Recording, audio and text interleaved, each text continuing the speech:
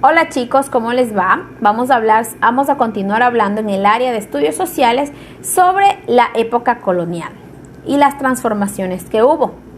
Vamos a hablar sobre las haciendas, las iglesias y cómo fue cambiando poco a poco las cosas. Vamos a empezar con las haciendas. La actividad agrícola se volvió muy importante, es decir, que todos querían ser terratenientes, o sea, dueños de las tierras y tener mano de obra barata. En ese afán, en algunos casos, despojaron a varias comunidades indígenas para adueñarse de sus tierras o también les forzaron a vender a precios muy bajos. En otros, lamentablemente, los indígenas perdían porque no querían o no tenían dinero para poder producir. Entonces, lo que hacían era pagar a las personas, les daban sus terrenos y a cambio les daban algo. Recuerden que antes los indígenas tenían que pagar un impuesto a la corona. Es decir, a los españoles tenían que pagar un impuesto y como no les alcanzaba, entonces tampoco podían producir en sus haciendas. De esta forma se formó o se instauraron las haciendas, que eran extensiones de tierra en donde podían cultivar productos agrícolas, se criaban ganados y también se elaboraban ciertos productos, como el queso, algún dulce y el aguardiente de caña. Muchas haciendas crecieron tanto que se convirtieron en latifundios. Los latifundios son haciendas de grande extensión, haciendas muy grandes.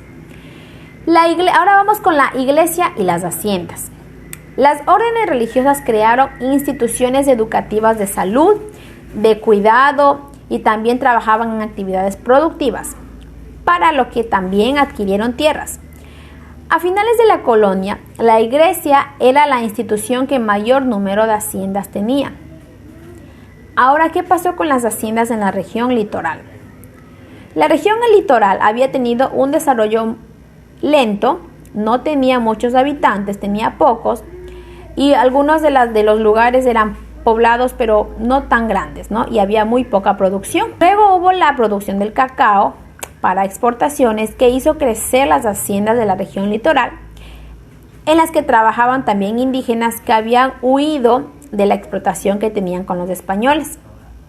La presencia de una red fluvial, que significa el sistema de los ríos, facilitó el transporte entre el campo y el puerto, y la generosidad de la tierra permitieron que Guayaquil se convirtiera en un destacado centro de producción cacaotera. Entonces, más adelante, esta región fue consagrada como la región de agroexportación. En el caso de Esmeraldas y de la región amazónica, seguían siendo zonas económicamente marginales, no tenían mucha producción, no tenían mucho que ofrecer. Esto fue en cuanto a la época colonial de las diferentes haciendas. Recuerden entonces que los indígenas habían quedado sin terrenos, ¿verdad? Porque tuvieron que trabajar y no tenían tiempo para producir sus tierras. Entonces, ¿qué fue lo que pasó? Entonces, como ya no tenían terrenos, los indígenas tuvieron que trabajar en las haciendas como peones y a cambio ellos recibían algo para cultivar y también un salario que no era tan grande. Este convenio entre el dueño de la hacienda y los indígenas trabajadores se conocía como concertaje, o sea que él pagaba y a cambio te daba algo más. Entonces, para estar seguro de que los peones no se pudieran ir de las haciendas, los terratenientes, los dueños de las tierras, les concedían préstamos que debían pagar con su salario. Préstamos para que puedan mejorar sus cultivos.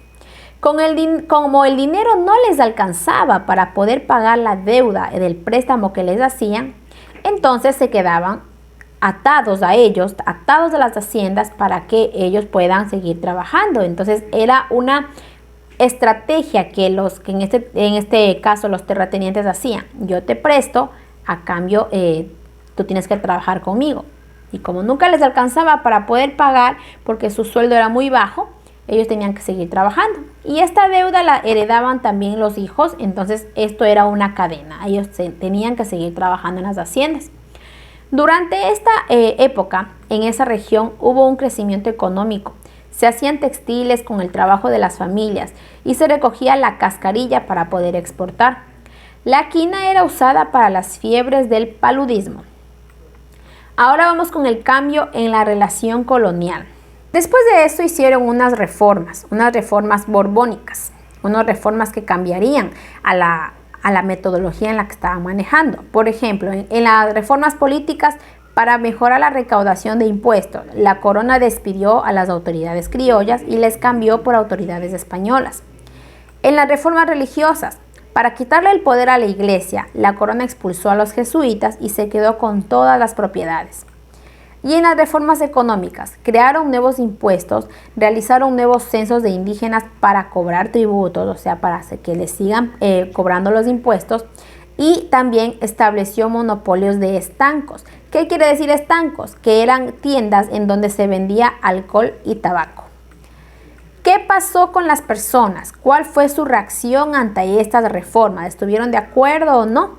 Pues generaron mucho malestar en los hacendados, en las comunidades religiosas, los indígenas y los comerciantes.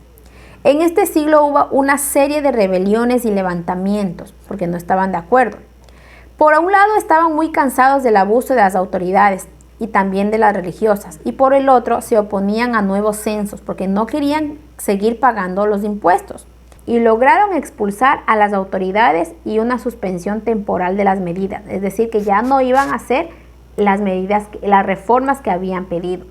Entonces, la gente no estaba de acuerdo con todo esto que estaban haciendo, porque les iban a hacer el cobro de las alcabalas.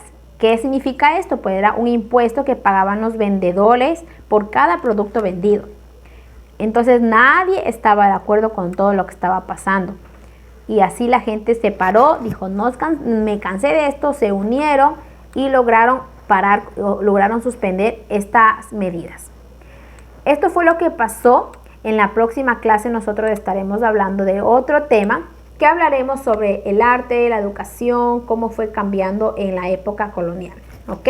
Recuerden que la época colonial fue cuando los españoles estaban a cargo del territorio. Entonces seguiremos hablando de esto. Por lo pronto, ustedes van a tener que copiar el resumen y nos vemos en la próxima clase.